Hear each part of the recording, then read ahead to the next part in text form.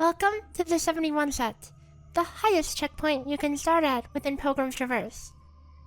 On this set, all mob abilities are lethal to non-tanks, even with steel.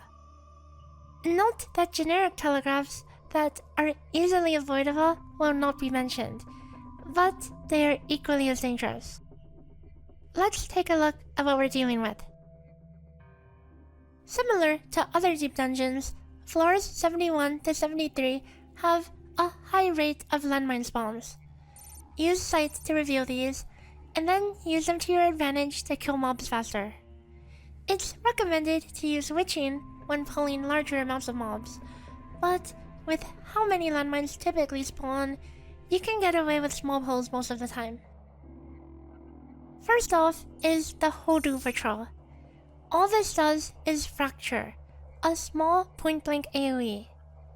However, on death, it will start casting a self-destruct with a very wide range. The damage of this works differently than other similar effects, and is proximity-based. You can avoid this with line of sight. Next is the Scissorjaws. These have a double auto attack and use Sand Blast, a small frontal cone. The Forgiven Unbelief uses Gravel Shower, a small frontal line. When low HP, it repeatedly uses double auto attacks, so don't underestimate the damage output from this. The Forgiven Spite will use either growing or shrinking circles of absolution. Growing circles will start with a medium-sized point-blank AoE, followed by a much larger donut, and shrinking circles will do the opposite, starting with the donut. The Stone Eater patrol will jump and knock back a very large distance on pull, applying stacking poison. It will use this roughly every 20 seconds, so make sure you don't get knocked into a dangerous room. The Arrogance patrol will use Hail of Heals, a small frontal half circle repeated 4 times.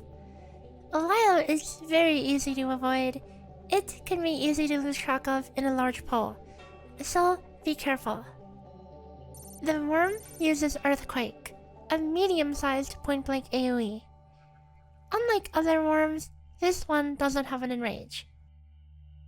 The Dissention has 2 abilities: Mighty Spin, a medium point-blank AoE, and then Trounce, a very large frontal cone. Make sure you don't kite too far away, or if you do, line of sight also works against Trounce. The Amemet uses Topple, a small point-blank AoE. That's about it.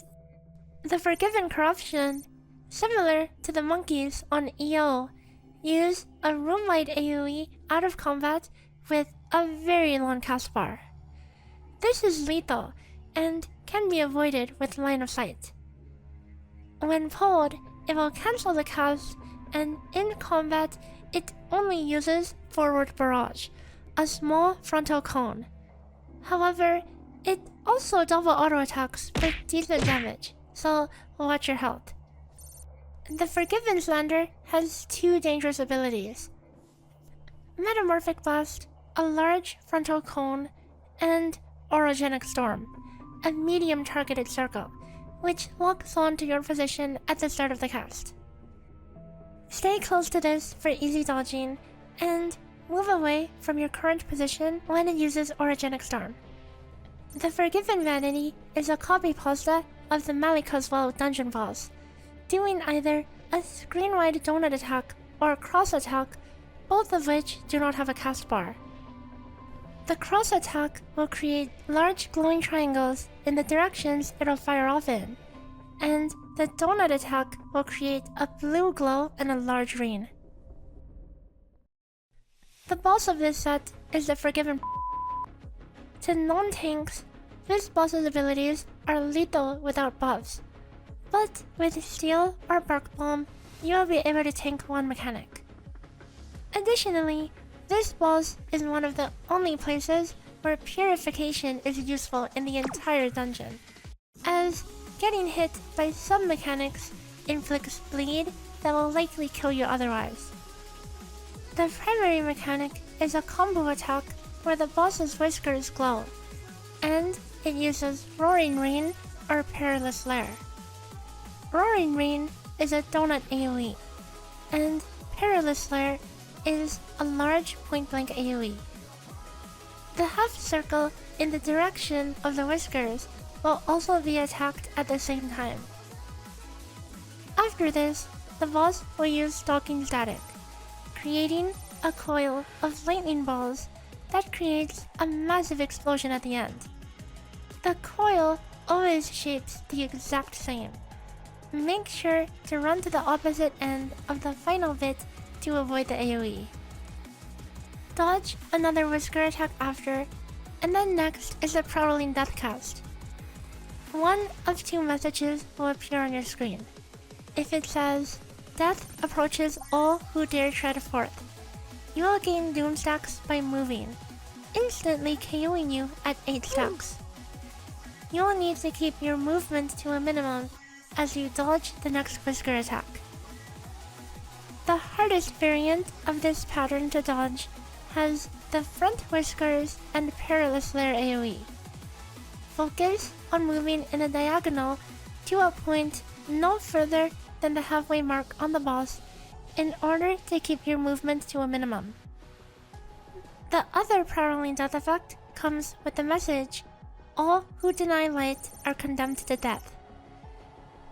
In this version, you must purposely get hit by the whisker part of the attack in order to cleanse the Doom effect.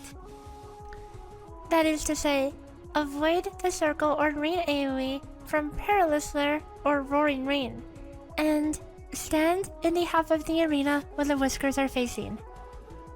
After this mechanic, it will repeat the rotation from Stalking Static. And that concludes the final Desert 4 set. I'll see you guys in the final 2 sets. Bye bye!